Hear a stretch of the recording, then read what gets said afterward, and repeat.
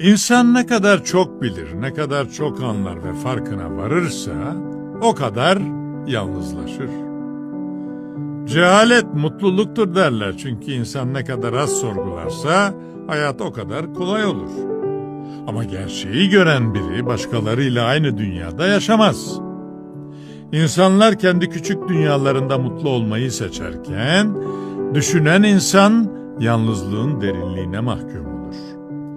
Güçlü olmak bazen kimse tarafından anlaşılmamayı göze almaktır.